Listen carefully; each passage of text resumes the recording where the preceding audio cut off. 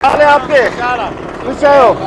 ये ट्रैक्टर से क्या पानी निकाल रहे हो? कहाँ जाएगा पानी? पानी आगे जा रहा है निपा पे बड़ी। नहीं, आप जो ट्रैक्टर से किधर से? डीएमसी से? आप कहाँ से?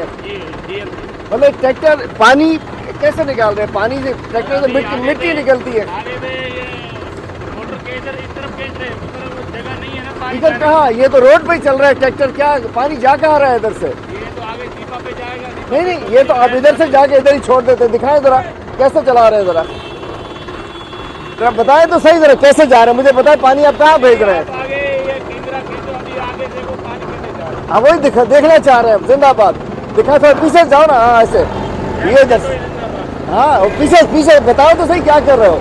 ये जी ट्रैक्टर टेक्नोलॉजी है सिंध हुकूमत की, बड़ी जबरदस्त। ये बिल बनाने के लिए, फुर्तियां दिखाने के लिए। ये देखें, हाँ जिंदाबाद। ये पानी अभी जाएगा कहाँ? ये पानी है ट्रैक्टर टेक्नोलॉजी। ये देखें, ये ट्रैक्टर टेक्नोलॉजी है। इससे बड़ी बेशर्मी नहीं हो सकती।